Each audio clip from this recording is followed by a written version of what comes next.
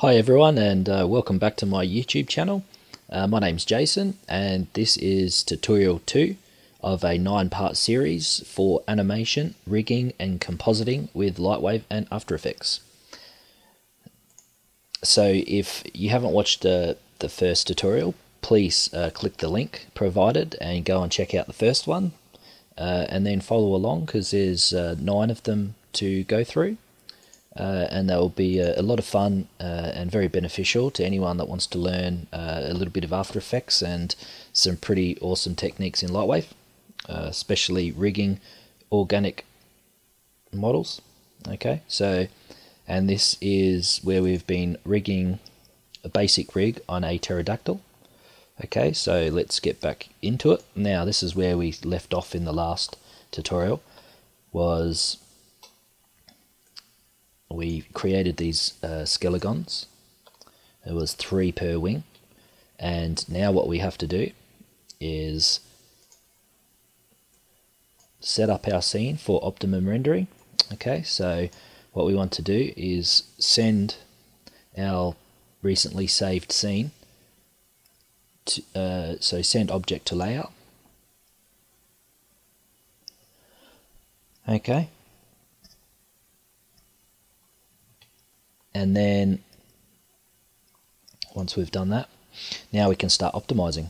So this is what I generally do, is if yours doesn't look like this, if you do want it to look like this, you just have to hit F4, or you can go F4 will give you the different viewports that you can do. Okay, I just like using 2. So I like having the camera on this side, perspective this side, but of course you can do whatever you like. Okay, it's just in case if you want it to look just like mine. Okay, anyway, so I like getting my camera out the way, my lights out the way, bring my camera in. Okay, and move our model. Okay, and now what we want to do is we want to go to render, and we'll go render globals. Okay, now we need a 5-second scene. So that is, just let me try and calculate how many we need.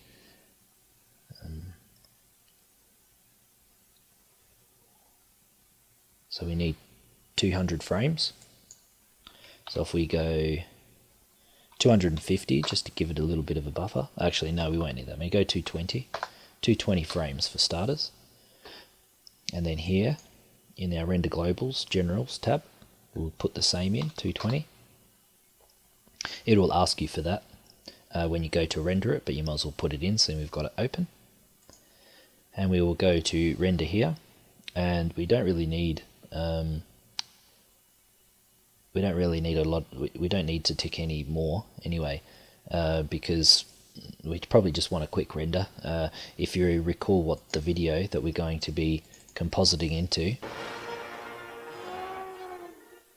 it's not the best of quality, so it's, so it doesn't really matter how perfect we get our render for this in particular video, but for the sake of it, we might as well at least get it looking reasonably good. So I'm going to change the shading samples to 10 as a standard that I do. Shading samples 10, lighting samples 10. Render global illumination, I probably wouldn't worry about that. Not at the moment, but it depends on when we do the shadow catcher, how dark our shadow is. We might need to get a little bit of illumination in there to soften the shadows up a bit, but we'll see how we go.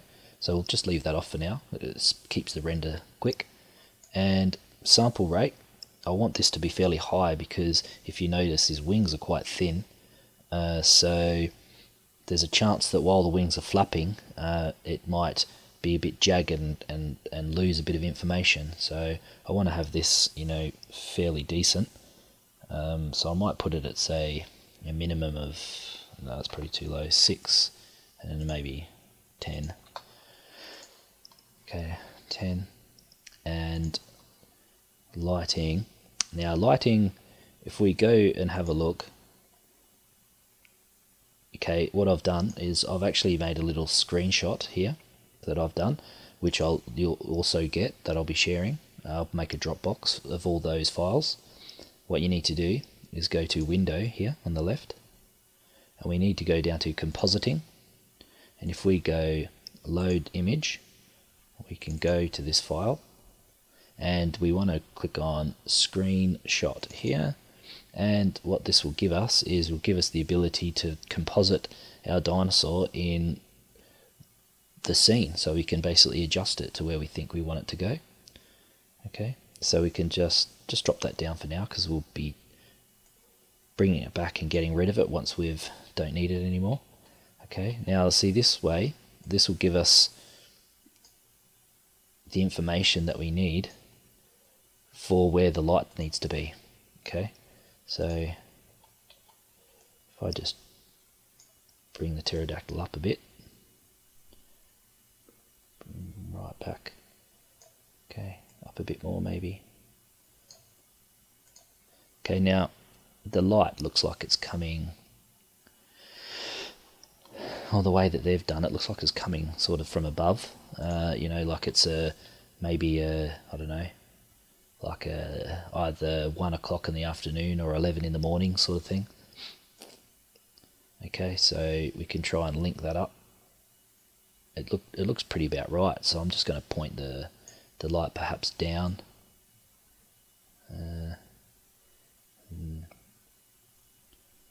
Yeah, around there somewhere. You can tweak this a lot, you know, really spend lots of time with this sort of stuff, but if for the sake of the tutorial, I don't want to be wasting too much time, you know, tweaking all this sort of stuff. So of course the final result, if I spent the time I would spend on it, would be much better, but for the sake of the tutorial I am just going to do it reasonable. Okay, so we'll leave it there like that. Now basically we need to have a look and see it's going to be going this way. Let's try and adjust it, you know, like try and make it blend. You want it sort of maybe rotated like this perhaps, you know. Okay, so I'll leave it there for now. Okay, just give it a quick render. Okay, now alright, so that's close enough for now. So we can now we can focus more on doing the bones. Okay, so now we've got everything set up. We've got the compositing all set up, ready to go. We've got our lighting done. Okay, we need to now go to output, and we want to create save RGB. So if we tick this save RGB, and we'll make sure you do not delete the underscore RGB. You have to keep that. Make sure you don't delete it, otherwise you'll be crying to me in the comment box about something's going on. Make sure you've got that. It's very important. Okay, so make sure the underscore RGB is there, and we can put in we can put it in